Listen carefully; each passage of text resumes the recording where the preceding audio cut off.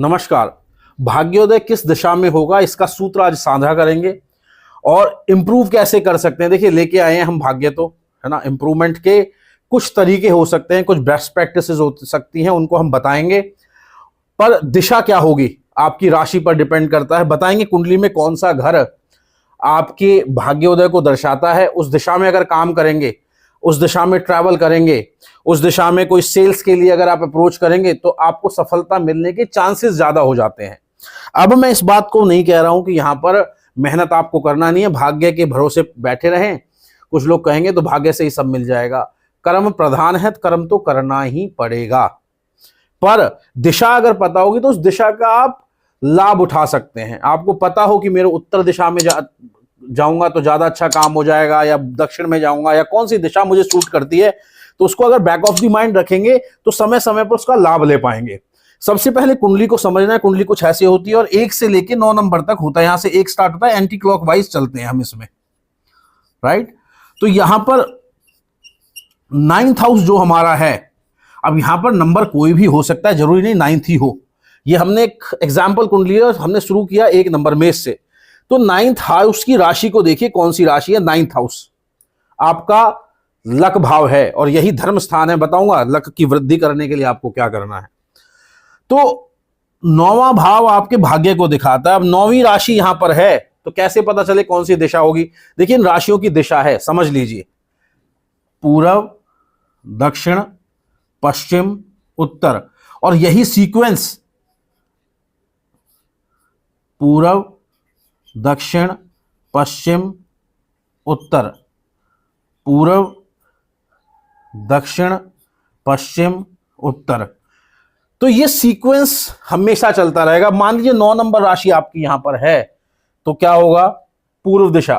तो पूर्व दिशा आपको ज्यादा सूट करेगी। अगर कोई कार्य करना चाहते हैं, कोई सेल्स आप उस दिशा में करना चाहते हैं, कोई यात्रा कर रहे हैं जिसमें लाभ होने की आपको उम्मीद है, तो पूर्व दिशा में ज्यादा लाभ कमा पाएंगे। अब यहां पर 8 नंबर राशि भी हो सकती है। अगर 8 नंबर राशि यहां 9वें घर में आ रही है, ये 9वां घर होगा हमेशा। हमेशा इसको हम 9वां घर बोलेंगे, नंबर कोई भी हो। या नंबर 9 नंबर इसलिए है यहां पर क्योंकि हमने मेष से बनाई है कुंडली। अब यहां पर हम अगर बदल देंगे तो यहां पर कोई और नंबर आ जाएगा। जैसे अगर ये 2 से होता तो यहां पर नंबर बदल जाता। मान लीजिए 8 नंबर इधर है तो उत्तर, यहां पर 7 नंबर राशि इस घर में आ जाती है तो पश्चिम, 6 नंबर राशि यहां आ जाती है तो दक्षिण। यही सीक्वेंस फॉलो होगी। ये एक सूत्र है, अनेक है। एक और बता देता हूं, 80% कुंडलियां इसी में कवर हो जाती हैं। दूसरा हम देखते हैं हमारे बृहस्पति कहां बैठे हैं। लेट सपोज बृहस्पति इस घर में बैठे हैं।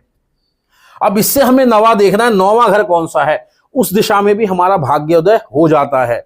उस दिशा में भी भाग्य से हम बहुत कुछ पा सकते हैं अगर उस दिशा को हम इंटेलिजेंटली यूज करें। अब यहां से 7वां घर ही हो गया, 8 9, तो ये 9वां घर है बृहस्पति से। तो ये कहां दिखाता है, ये दिखाता है उत्तर दिशा। तो उत्तर दिशा में भी, क्योंकि बृहस्पति को लक का कारक माना गया है और ज्योतिष के अंदर में बृहस्पति से 9वां स्थान लक को दिखाता है और लग्न से 9वां स्थान भी लक को दिखाता है। अब एक सूत्र और है, इन 3 सूत्र को हम लगा के देखते हैं, उसमें हम इवैल्यूएट करते हैं। देखिए, इवैल्यूएशन बड़ी जरूरी है। अब एस्ट्रोलॉजी ऐसा नहीं है कि बस ऐसा है तो ऐसा ही होगा, इसमें भी हमें देखना होता है कॉम्बिनेशंस को। तो तीसरा कॉम्बिनेशन क्या कहता है, तीसरा कॉम्बिनेशन कहता है 9वें घर का मालिक जिस दिशा में चला गया हो या जिस घर में चला गया हो तो अपने घर। अब यहां पे हम बृहस्पति का एग्जांपल ले लेते हैं। बृहस्पति यहां 9 नंबर घर के मालिक होते हैं, कहां चले गए, चौथे भाव में। चौथे भाव की दिशा क्या है, उत्तर। अब बृहस्पति यहां 3 नंबर में होते पश्चिम, 2 नंबर में होते तो दक्षिण, 1 नंबर में होते तो पूर्व। अब यहां पर आपका अगर जो आपका भाग्य उदय है वो उत्तर में होने की संभावना ज्यादा। अब तीनों से ही अगर एक आ जाए, उत्तर उत्तर उत्तर ही आ जाए, तो आप समझिए उत्तर दिशा में फिर तो निश्चित हो गया, फिर तो निश्चित है कि उस दिशा में होगा। अब यह एक और उदाहरण यहां बता देता हूं। 9वें घर का मालिक चौथे घर में, तो अपने फैमिली को साथ लेके चलेंगे तो आपकी भाग्य वृद्धि ज्यादा होगी। अब भाग्य वृद्धि कर कैसे सकते हैं इसको समझ लीजिए। देखिए, 9वां भाव हमारे धर्म स्थान से जुड़ा है और धर्म स्थान के मालिक को ही भाग्य का अधिपत्य भी है उसके पास। तो आपको धर्म स्थान से जुड़ना है। जितना आप धर्म करेंगे, जितना आप धर्म स्थान के लिए दान करेंगे, जितना आप सामाजिक कार्य से जुड़े रहेंगे, उतने ही भाग्य वृद्धि करेंगे, क्योंकि कर्मों से सीधा सीधा कनेक्शन है। अब यहां पे कोई सोचे मैं पीला कपड़ा पहन के भाग्य वृद्धि कर लूंगा, तो चलो ये सहायक कुछ हो सकता है कि उस कलर को पहनने से आपकी एनर्जीज अच्छी होंगी, लेकिन भाग्य वृद्धि तो आपके कर्मों से होगी, वो भी क्या, सामाजिक जब कार्य करेंगे, जब आप भलाई के लिए कार्य करेंगे। यहीं पे पीपल के पेड़ लगाना शुरू कर दीजिए हर बर्थडे पर, क्योंकि जो बृहस्पति हो पीपल को दर्शाते हैं। हर बर्थडे पर देखिए उस पीपल से जितने लोगों को फायदा होगा, चाहे वो पशु हो, पक्षी हो, चाहे उसकी दवाई बने, आपकी भाग्य वृद्धि होगी, क्योंकि आपकी वजह से उन लोगों को मिल रहा है, आप उसमें माध्यम बने। आपकी वजह से कुछ नहीं मिल रहा है, कराने वाला तो ऊपर वाला है, लेकिन आपके माध्यम से हुआ तो आपको भी उसका कुछ ना कुछ लाभ जरूर मिलेगा। अब यहीं पर अगर मंगल आ जाए, एक नंबर आ जाता है, तो कौन सा वृक्ष लगाएंगे, यहां पर आप नीम का वृक्ष लगा देंगे। तो नीम का वृक्ष लगातार लगाइए। ऐसे छोटे छोटे से उपाय हैं जो सामाजिक कार्य को करके आप अपने भाग्य की वृद्धि कर सकते हैं। और क्योंकि बृहस्पति कारक हैं भाग्य के, तो ओम ग्राम ग्रीम ग्रोम स्वः गुरुवे नमः का जाप आपकी भाग्य की वृद्धि करता है, उसकी भाग्य को मजबूत करता है।